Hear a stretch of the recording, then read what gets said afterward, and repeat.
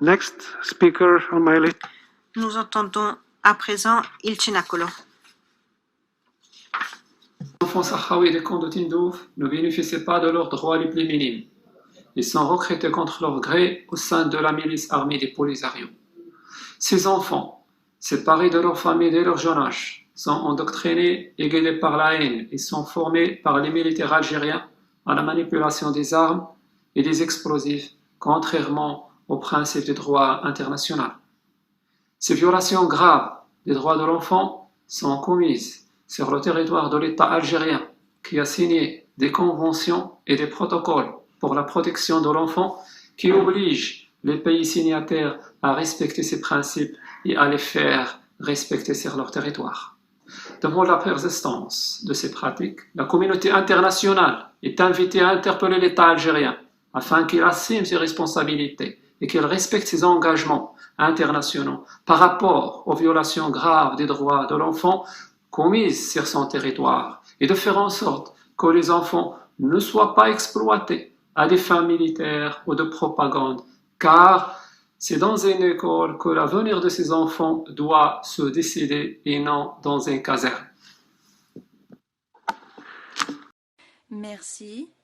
Rassol, unité, ou réseau unité, pardon. Human rights must be respected. Les droits fondamentaux doivent être respectés, protégés et réalisés par tous les États. Malheureusement, nous constatons les violations récurrentes des droits de l'homme dans les camps de Tindouf sur sol algérien.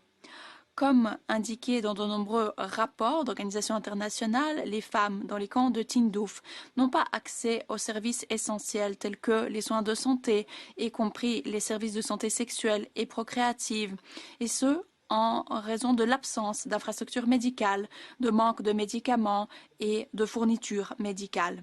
Par conséquent, les femmes et les filles sont utilisées uniquement aux fins de la reproduction, qui est considérée comme une pratique d'esclavage qui cause des blessures sexuelles et procréatives, en plus de transmettre des maladies sexuellement transmissibles.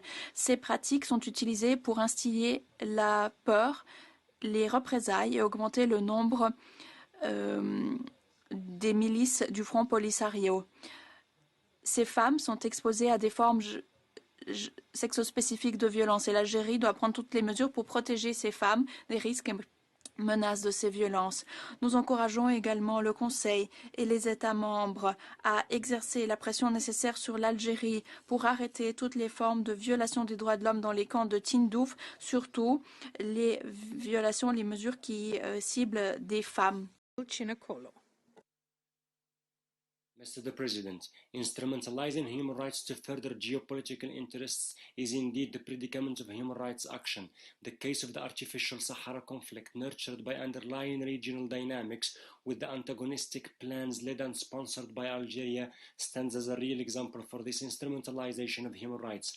Algeria is building a fake narrative on human rights in the Sahara and invests substantial diplomatic efforts to sell this narrative to the international community through allied NGOs who convey unsubstantiated reporting of human rights violations in the Sahara provinces. The outcome, of course, is the unverified allegations about crackdown on human rights and freedoms, while lawbreakers and troublemakers are pushed to destabilize the Sahara cities and cause a lot of damage to public and private assets, misleading the international human rights community regarding the situation in the Sahara is the headline for Algeria's deliberate campaigning against Morocco, which serves two main goals.